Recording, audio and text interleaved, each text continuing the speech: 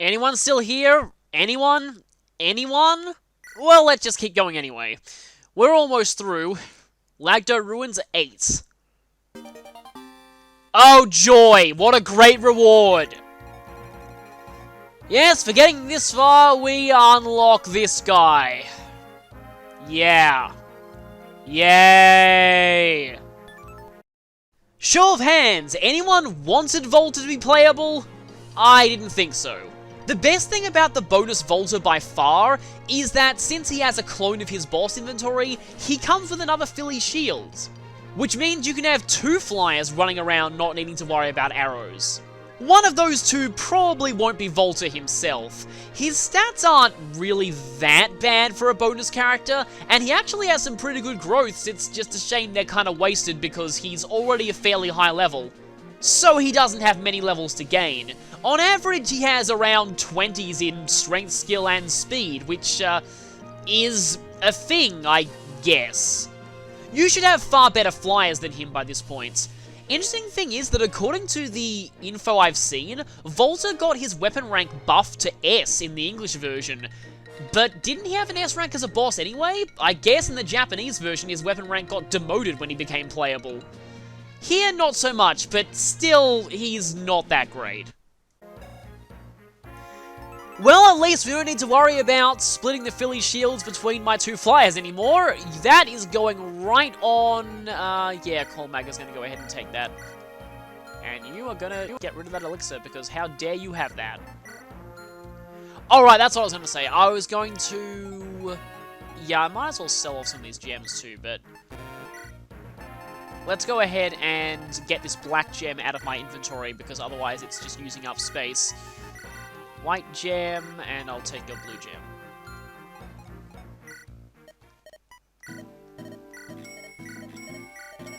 Well, we've got quite a lot of money now. And anybody here have any spare javelins? I get the feeling that at least one person in my B team should have a 5-use javelin. I don't like having to use the convoy shop, but if I can trade over the silver card and use one of my excess characters as storage... Oh, right, they don't sell javelins anyway, of course. Of course they wouldn't.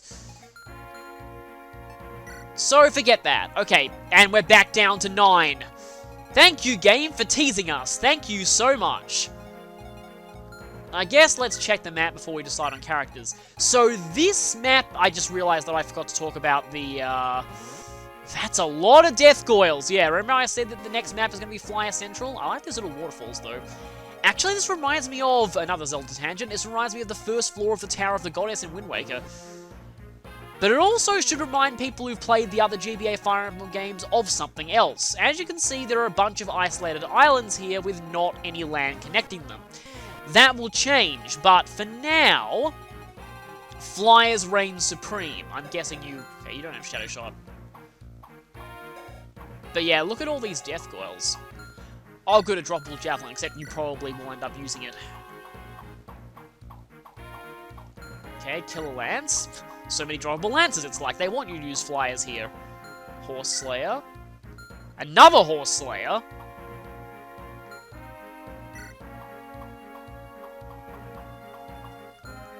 Yeah, I had a feeling the one with the Brave Weapon was the boss. See, it's a level 20 boss, but it just doesn't have that good stats. Alright, this Cyclops here with the door key. So yeah, there is obviously a door here, and this Cyclops will try and unlock that door if possible. You might be wondering how he can do that, but you'll see. Okay, so that's interesting. No Shadow Shot. Would have expected there'd be at least one Shadow Shot here. So, we've got a combination of Moguls and Death Goyles. So, I'm going to want to gear up Cormag for this. Oh, this could be useful someday, but...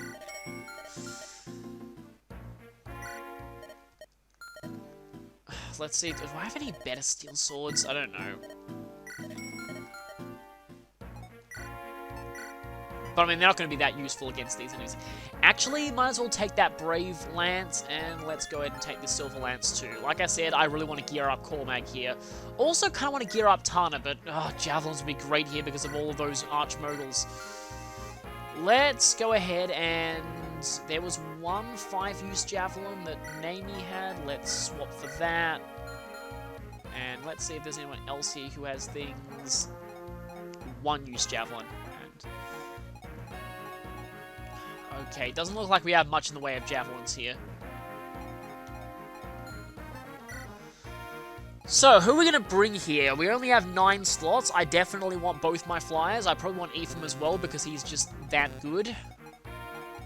Don't really need both Ewan and Luz, to be honest.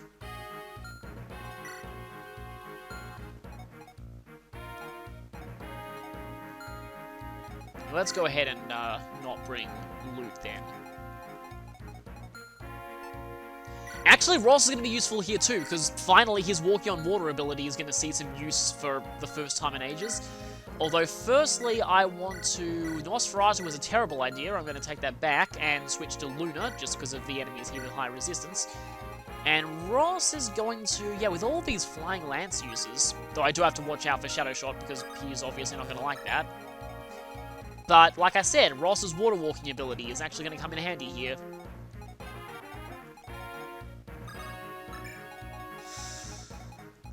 And this should be good, so let's go.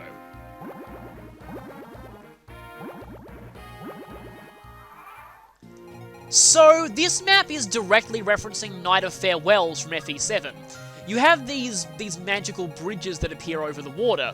They periodically appear and disappear, so parts of this map, you might have your access to them cut off, but this is where Berserkers are useful, because they can walk on the water, and they get a 10% evasion bonus by doing so, so why wouldn't you?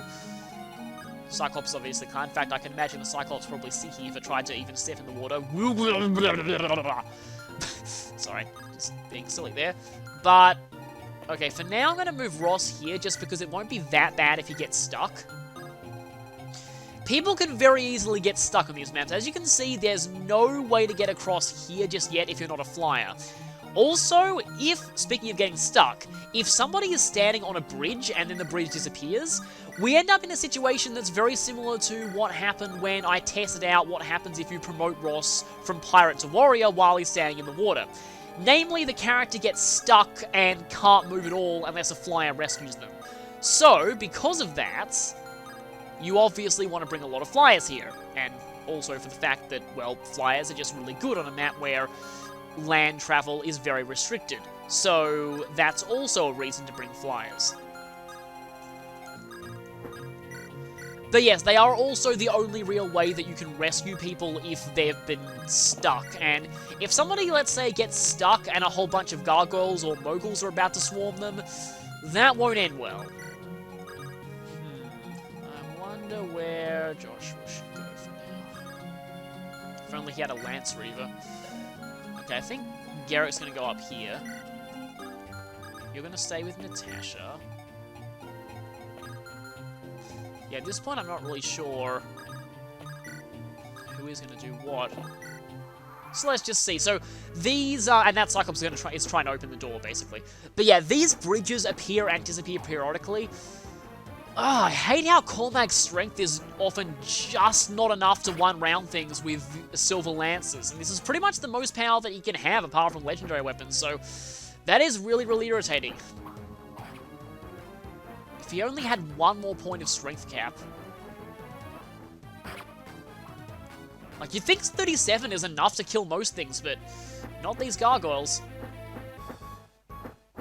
I mean, I suppose at this point I should have been equipping an axe. And he crit anyway, but that wasn't a kill. And that... Okay, you still had a use of that left, good. That should be broken now, though. Yeah, it is, because I used 2 on the wall, and then that would leave 2 left, because I remember it having 4 uses last time I saw it. But yeah. Ironically, thanks to Pierce, Tana probably has more killing potential against... I say that, and she leaves one with 1 HP. But yeah. Now that she's level capped... And yeah, these bridges do periodically change every turn. But as you can see, there's no bridge here just yet, so the bridges here are kind of pointless unless you cross this gap with a Berserker or something. Or use a flyer to ferry someone over. But yeah, like I was saying, I don't want to get hit by you.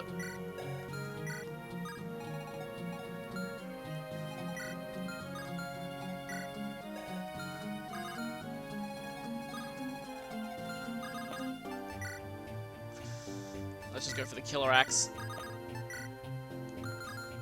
So, yeah, like I was saying,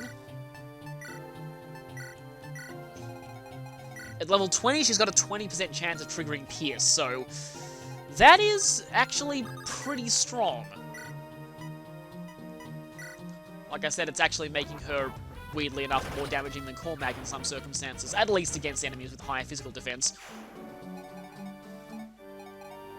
I want to kill that thing, but I also want to heal Tana.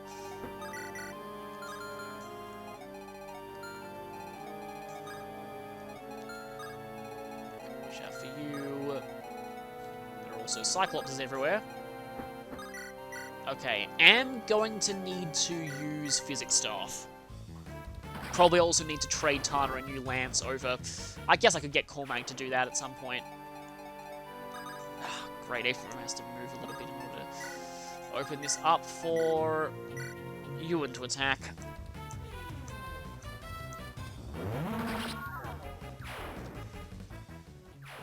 I do remember the initial part of Night of Farewells being quite different, but the concept is similar. I think Night of Farewells swarmed with Wyvern Riders, especially as reinforcements. I always really liked that map from a story perspective, but from a gameplay one, it could get pretty annoying. Something that I should mention is that on the 20th turn, all water bridges will appear and remain permanently for the rest of the map. But 20 turns is a long time to wait.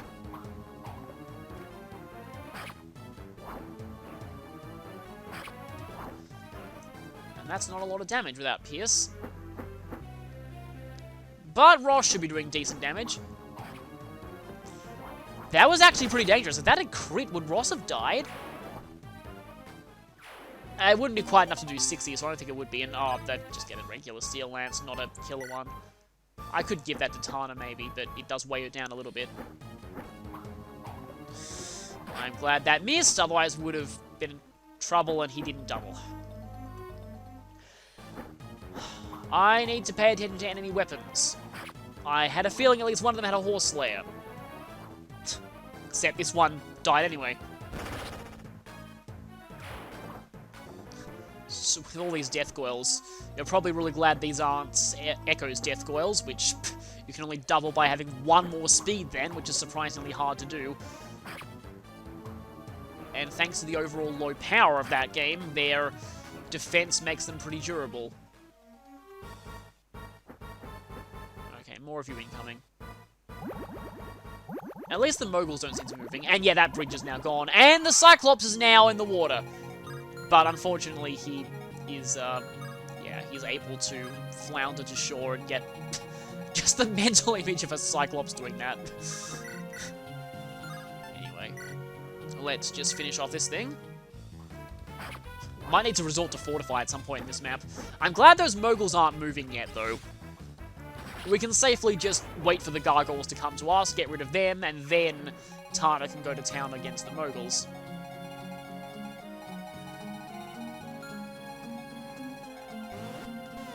This map is actually a lot smaller than I remember it being.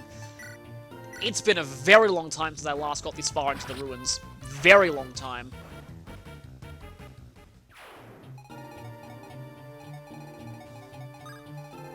I hate that thing. I hate that thing. I am going to do exactly enough to chop this gargoyle, but it requires expending a silver weapon. Oh well.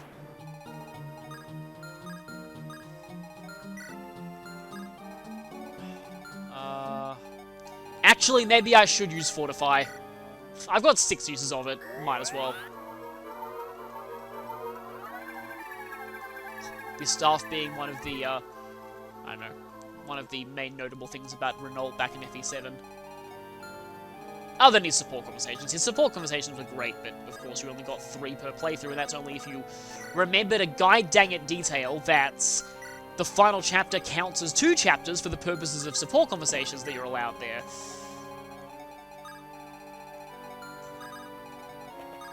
Which I didn't realize for a while.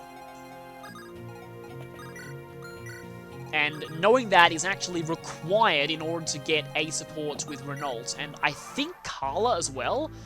I forget. Funny how that guy's kind of programmed to run out of the water. Like, no, not the water, not the water! Although, admittedly, I'm not one to talk, seeing as I, at this point, I still actually can't swim. Never really learned when I was younger, and it got to the point where...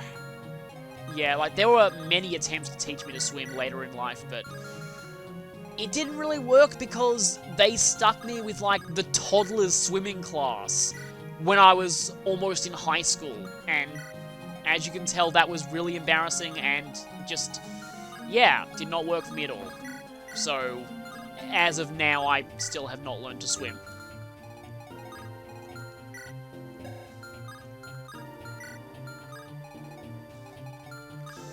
But anyway, you guys will probably start moving eventually.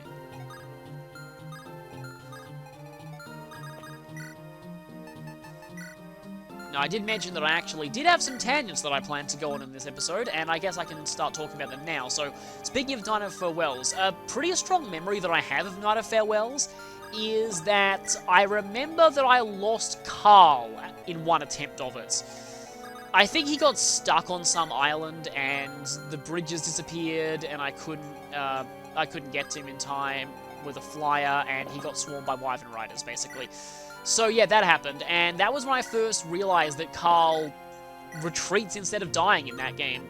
He's all like, "Death cannot be bested with a sword. My skills are not yet honed to such a level. I must take my leave of this battle." I believe that's his exact death quote. But it kind of confused me at first, because I was like, okay, why does Carl, of all people, have plot armor? I mean, I can understand why Marcus and Oswin have plot armor, and everyone in Lynn's story during the opening part of the game, that makes sense why they have plot armor, but why is it that he had plot armor? And obviously it's because he appears in FE6. Just another one of those just annoying issues with... I still feel like while I do admit FE7 is a good game, I like FE7, the problem is that it was weird giving us a prequel as the first Fire Emblem released outside Japan. Uh-oh, I just realized that Mogul can attack Cormag if,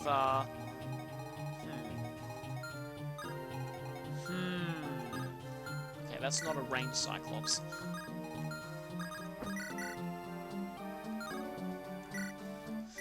Let's see if I can eliminate this thing.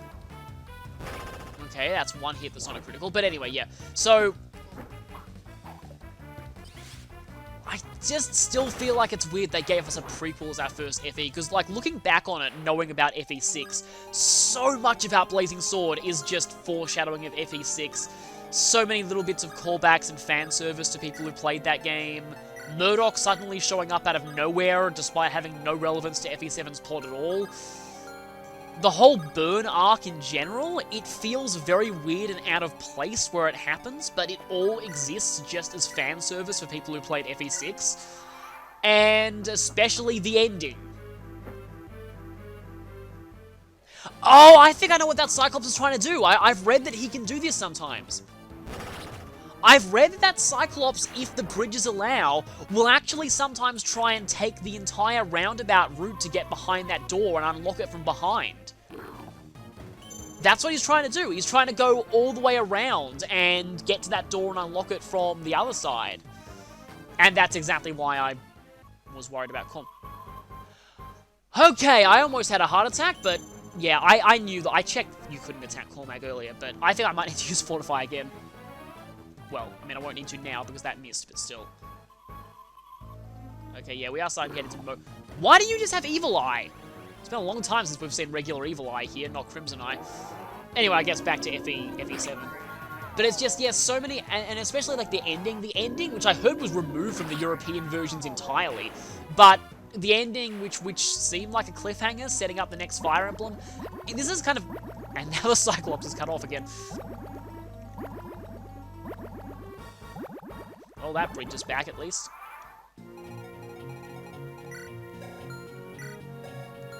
Yeah, that's the door key one, and he's got a Devil Axe. And Tana is exposed to that if I have her try and kill off that.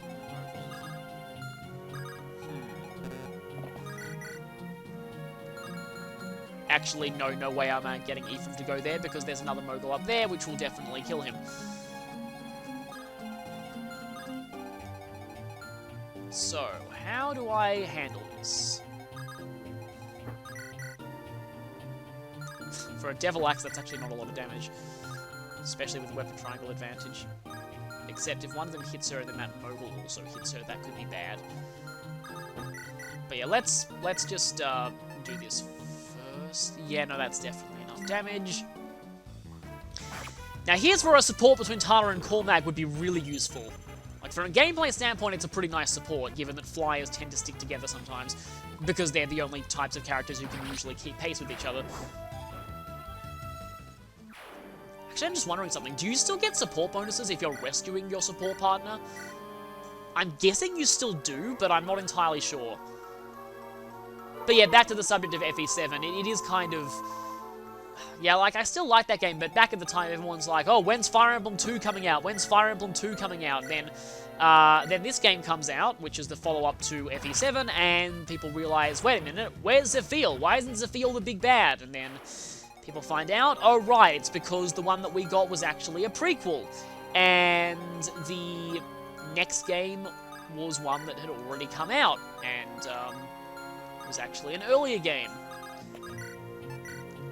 But according to, like, things that I've seen, FE6 was supposed to be the first Fire Emblem in the West. And that would have made sense because it had Roy in it from Smash Brothers. Admittedly, I do feel like FE6 is probably... I think this might be why they skipped over it too. I forget the exact reason why they did, but it may have been because it was considered too... I do feel like personally, you know, I said before that I didn't think Thrakia was all that difficult, except for 1 or 2 chapters in isolation. I do think that FE6 is quite a hard game, by Fire Emblem standards. It is probably one of the harder games. I haven't even played it on hard mode, and I found normal mode of it pretty ridiculous.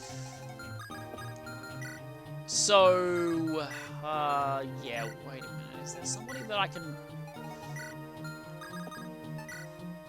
Let me just check something. There are Axe Reavers in there, right? Yes, there are. Okay, that's good. I can send him into the Cyclops next. But yeah, I do feel like it may have been a little bit too hard of a game for... Double Pierce. Which wasn't enough to actually kill. Thankfully, did not trigger the glitch.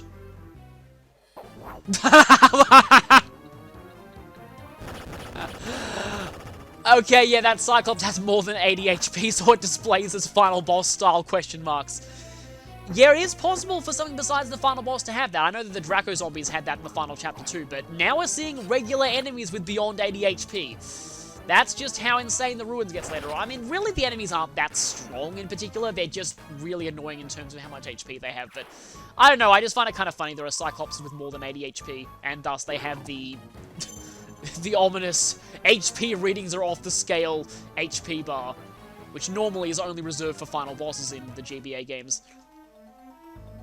Although Duma got it in Echoes, which I thought was kind of cool. Alright, I had a feeling that that would show up eventually. And of course, I have to kill that Cyclops because this is a route map. So maybe I should actually have Cormag swing around and fight this thing. Yeah, that might not be a bad idea. So anyway, I was saying stuff about FE7, I guess?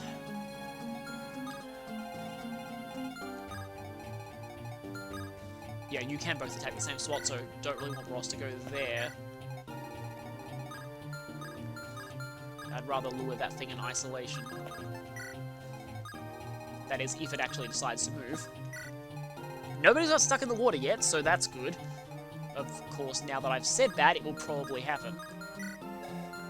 Okay, you have a Horse Slayer. I know there's at least one. You have a Javelin, and you have a Steel Lance. Okay, as long as I keep Ephraim away from that, Ephraim can probably back up his girlfriend here. Might as well equip the Axe Reaver. It's going to be neutral. Or... Actually, I don't think there are any sword users here, so it's going to be neutral or better against everything. So, and of course, you crit with a second attack, like always. And we get that door key, which we don't really need, but... let's just put that back in the convoy. Yeah, like I said, we don't really need that. I don't even know why I did that. Probably shouldn't have. But oh well. Let me just check. Okay, you can't quite reach through there. Against enemies like this, Flux is completely better than Luna, but against magic users. Which is really what Luna was meant to be used for.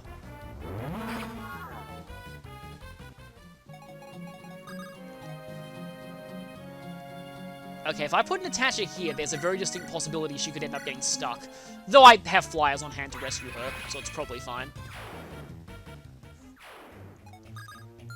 Alright, let me just see. You can't reach. I think it should be safe to... Wait a minute. Yeah, it should be safe to attack that thing. That does next to nothing. I actually have to use that Hulma here.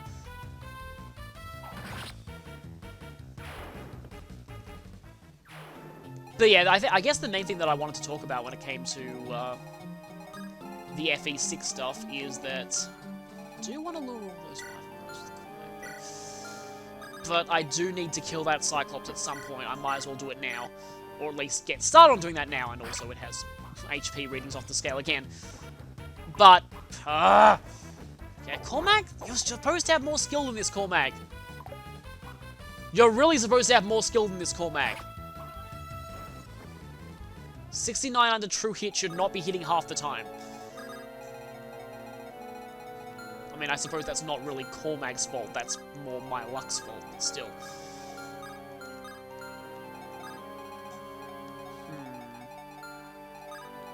Yeah, maybe I should try, not try. Maybe I should actually lure you.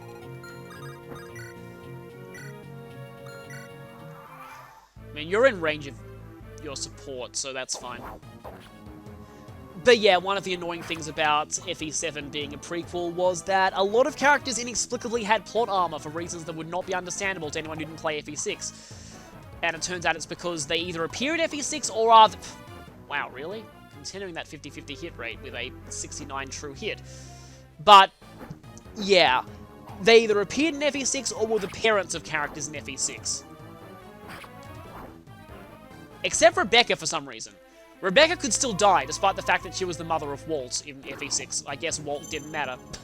That's probably a pretty good assessment, actually.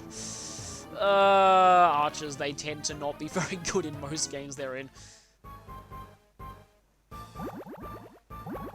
Okay, I had a feeling. Cyclops reinforcement. With HP readings off the... And that's a lot of skill for a Cyclops. It's kind of bizarre. But yeah, these two are both stuck because they got caught in the water and they don't know how to swim. Because only pirates and berserkers know how to swim in this series, apparently. As long as I stay out of range of that, I should be kind of fine having Ephraim go here.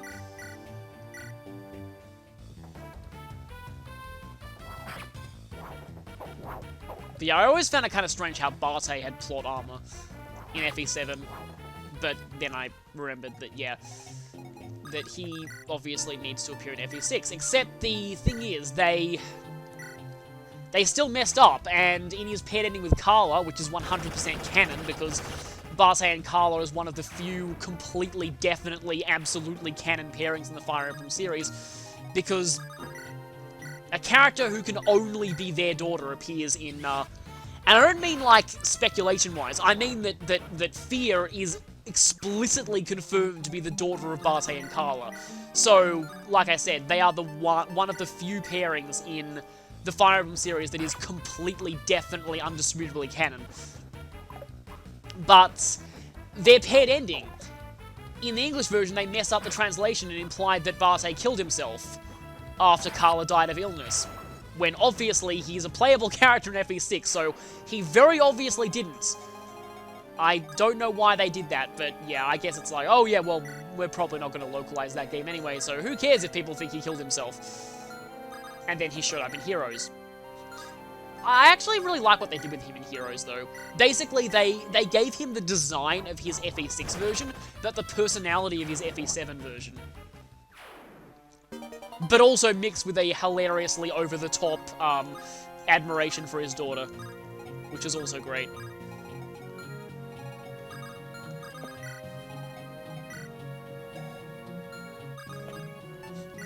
speaking of Barte and Carla, yeah, if you haven't played FE6, they have one of the... Carla has one of the most god-dang-it recruitments in the entire series. Barte needing to be a level 5 or higher warrior by a certain point in the game, and then you have to have them fight each other and have both of them survive, which is pretty much impossible without an Iron Rune to block criticals on Barte, because Carla has a Wu Dao, which is effectively the Shamshir from this game. So, he is going to get critted to death if he doesn't have any crit protection. But it's a very strange recruitment. Why do I keep forgetting about Horse Slayers? Now, if he'd been hit by that... Well, actually, that's a better weapon to be obtaining. But if he had been hit by that, this other gargoyle that I think can move now... that would have killed him if it had hit. So, I'm glad that missed. I should have paid more attention there. You couldn't make a bridge appear here? Yes, this is where flyers are useful. Although I kind of need to heal if...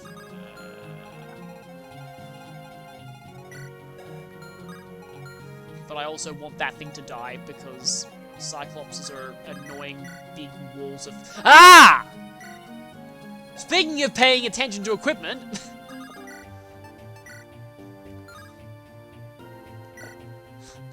100 damage. I mean, I don't really need to worry about overusing Sigmund at this point because I'm not really going to be continuing the game much further after this. But 100 total damage is pretty amazing. And this is Sigmund that's been nerfed since the Japanese version, which is even more hilarious.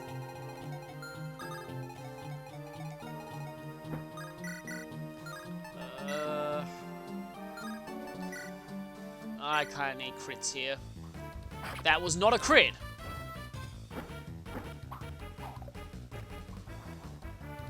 That was, and I just realized Joshua has the Wind Sword, which is actually effective against those things, but from range only. Actually, wait, is it only? I'm pretty sure it's only from range. Oh, that's a much worse weapon to be dropping, but at least that's something you can use. Yeah, so that is effective, but I'm pretty sure it's only from range where it's effective. That Cyclops is going to be attacking us, as is that thing. Yeah, I need to heal Ephraim, and the only thing that I have to do that is Fortify, which is unfortunate. Well, nothing's getting out of these stairs now. I wonder how it's like with the reinforcements coming up from these stairs. If they're being blocked by someone, it's like they're like, oh, let's go up the stairs. Sees Joshua with his sword ready. On second thoughts, I am off sick today.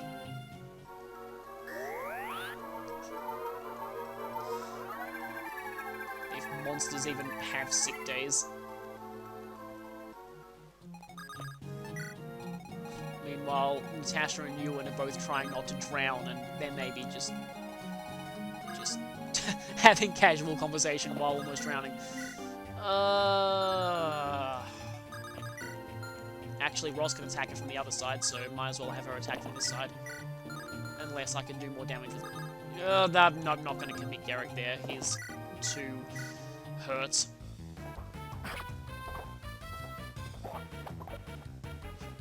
Just had a weird thought, the sort of yellow on these Cyclops' bellies is almost like a target saying, hit here.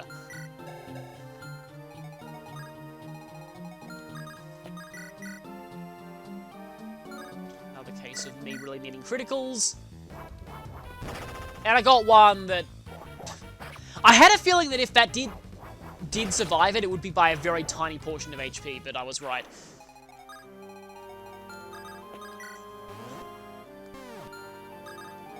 I'm just going to go ahead and grab you, and then I will be dropping you next turn. Heroic music as the enemy swings the Devil Axe towards his head. Didn't realize the Cyclops have such a big movement range. I swear there was something else that I was wanting to say about FE7, but now I'm forgetting.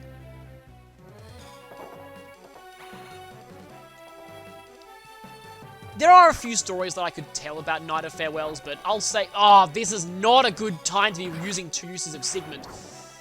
But yeah, I'll save that to when I actually play through FE7, because I probably will someday.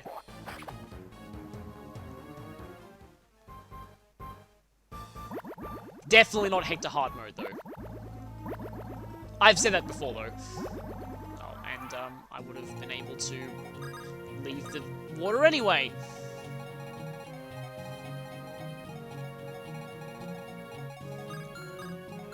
Now, I'm suspicious that there are no rainfall come out of those stairs yet. So there probably will be eventually. Okay, that's a bow, but you have a Philly shield. I'm so glad that I can have Philly shields on both of my flyers now.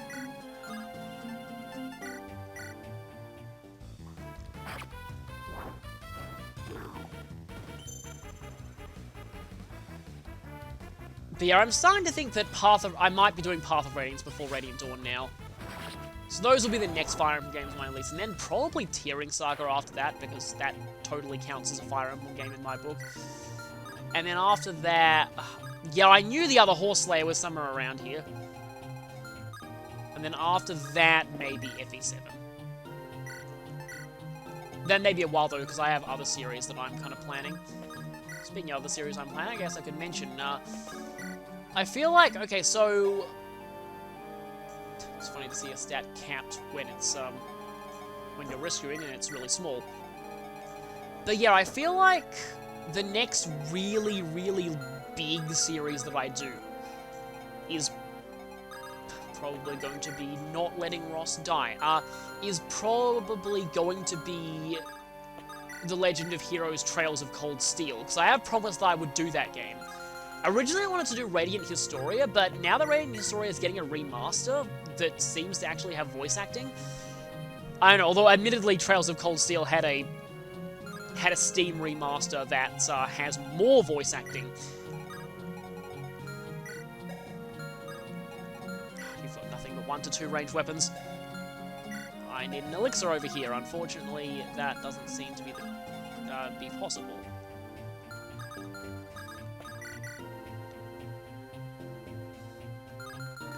See, I don't like how if Ross does not get that chance, then he is going to die. But yeah, so there is a Steam version of Trails of Cold Steel that has a bit more voice acting added. So I'm not sure. I haven't actually tried recording a Steam game before. I may have to look into things like OBS. I'll probably do some kind of OBS test at some point. Because I've heard that a lot of people use it, but I've also heard that it can be quite laggy, or at least I've seen that it can be quite laggy. So I'll have to see. Apparently you can use it to record, like, stuff from, for example, this capture device. I've heard that it's a method that could potentially avoid the glitching that I've been experiencing. So like that, but yeah. Most people use OBS for streaming, and as I've said earlier, there is no way I'm ever streaming, because Australian internet just would not be able to take it at all. I'm sorry, but I can't. Plus, I just don't want to...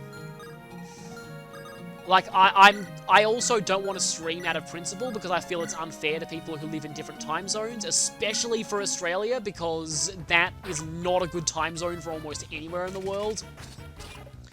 So, yeah, I feel like I'm being more respectful to my audience by not streaming.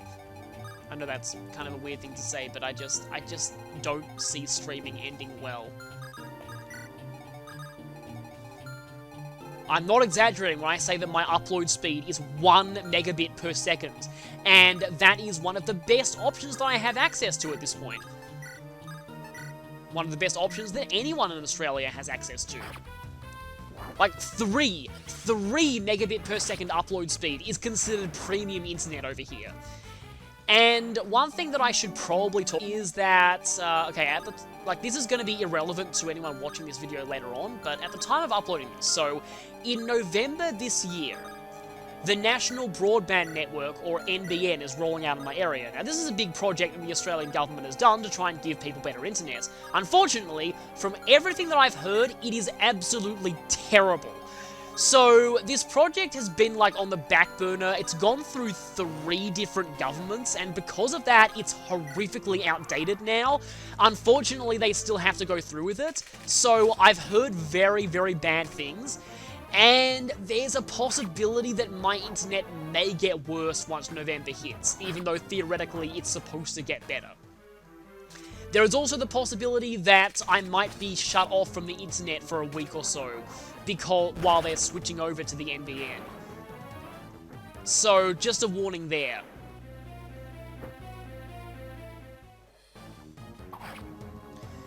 But yeah, unfortunately, it seems like it's very unlikely that anyone will ever fix Australia's internet speeds. It's kind of a... Wow, that's a weird mix of enemies that just showed up. I haven't seen an Entomb for a long time. It's like surprisingly strong Entomb too. However, it's not really much of a big deal because at this point we don't need experience at all, so...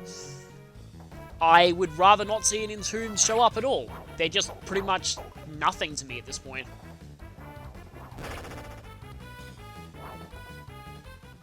But anyway. I mean, now I'm thinking that it came off as a bit rude saying that I'm being more respectful to my audience by not streaming, but I hope people understand that as much as some people would like to see me stream, I can't. Like, I pretty much physically can't. I just really, really dread to think how badly my computer would take it, considering just how awful the internet speeds are here. And it would probably be only possible, like, I've seen Australian speedrunners who stream. The only way they're even remotely able to is by streaming at absurdly low quality, video-wise. But this isn't even what I was trying to talk about.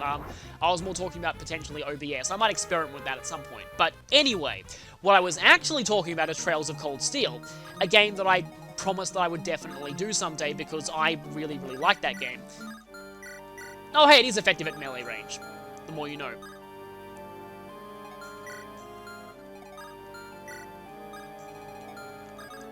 But yeah, it is a game that I definitely really like. And at the moment, I've been playing Trails in the Sky, and I've completed Trails in the Sky... 1 damage, really.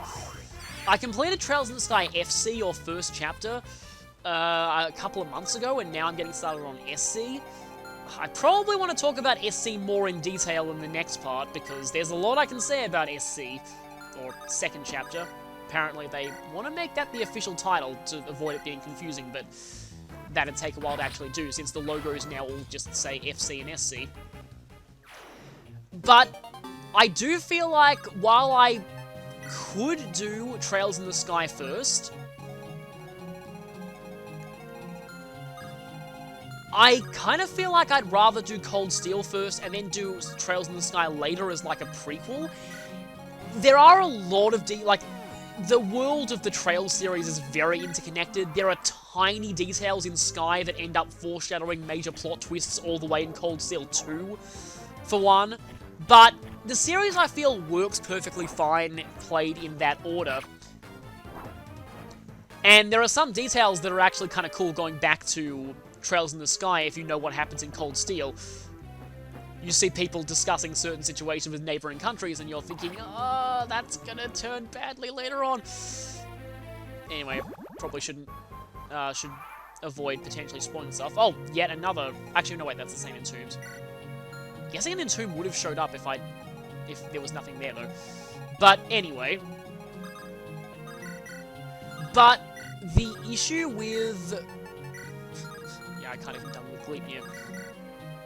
The issue that I have, though, with Trails in the Sky is that Cold Steel 1, yes, Cold Steel 1 does end on a massive cliffhanger. I would definitely be doing Cold Steel 1 and 2 back-to-back, and that's part of why I'm so worried, because first time I played the first Cold Steel, it took me over 100 hours. Both games were over 100 hours, and they're meant to be done as close to each other as possible because they lead directly onto each other story-wise, so yeah.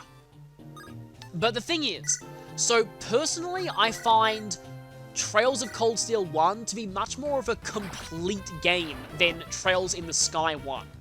Trails in the Sky 1 is, like, okay, so plot-wise, Trails of Cold Steel 1, it is very, very obvious towards the end of the game that the whole thing is pretty much just an extended prologue to Cold Steel 2. However, in terms of pure... my luck always... Continue. Well, actually, that made up for it. But yeah, in terms of pure gameplay, I find that Cold Steel 1 still stands on its own as a perfectly fine game in its own right. Having played Trails in the Sky 1, I cannot say the same thing about that game. That game very much feels almost like a 50-hour-long demo for Trails in the Sky 2. Trails in the Sky 2, or SC, so phenomenally better than the first game. The first game is not bad by any means, but it really does feel like an extended demo. Or just the very start of what's supposed to be something much bigger. The thing is, people have said that Trails in the Sky first chapter and second chapter were originally supposed to be one game, but it was just so big they couldn't fit everything they wanted into one game, so they had to split it into two. That's why it ended up structured like that, but so much about Trails in the Sky FC just feels so just plain incomplete. You don't even have access to your full party until the final dungeon. So much, like, barely anything plot relevant happens until the very last chapter. The game, like, all of the very interesting parts about the gameplay aren't, like, really refined yet, and second chapter is more than double the length of first chapter. Cold Steel 1 and 2 are both pretty much the exact same length, but Trails in the Sky, first chapter is 5 chapters, including a prologue. Trails in the Sky second chapter is in total 10 chapters, including the prologue and finale. So, yeah, it's pretty much twice the length. So, basically, I'm not entirely looking forward to having to play through Trails in the Sky first chapter, because it's not that it's a bad game, but compared to the second chapter, it just really does not have... Like, the second chapter is just so much better. It is also so much harder, but that's something that I'll get to later, because I've got a lot to talk about when it comes to that, and I'll probably be going on tangents in the next Lagdou Ruins part.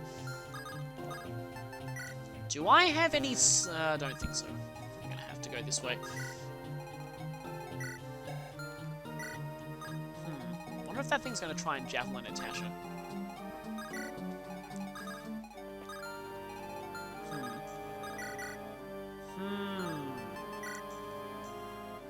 This here is what Luna is for once again. Except I better not miss any of these. But yeah, that's kind of just a discussion of future potential projects and stuff.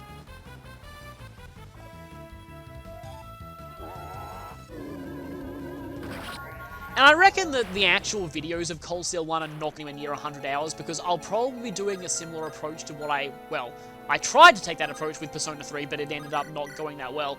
But the approach of cutting out... Basically, I show the first battle against any new enemy type, and then cut out any other random encounters with that enemy type, unless anything really, really important happens. That's the approach that I'd be taking with that game. Yeah, that makes sense. Ross didn't critical with a killer axe, and you critical with a 5%. So yeah, hopefully it wouldn't take that long to get through the first game. But yeah, it's a little hard to describe to anyone who hasn't actually played those, but I feel like Cold Steel 1 is far more of a complete gameplay experience than the first Trails in the Sky. Okay, depending on how things... No, actually, I can't finish this turn.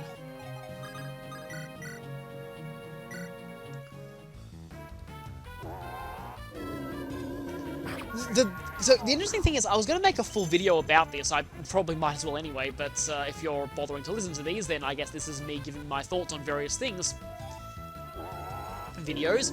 But the thing is that, apart from the fact that completing all the side quests in Trails in the Sky FC gives you a very, very useful reward at the start of the second game, I honestly feel like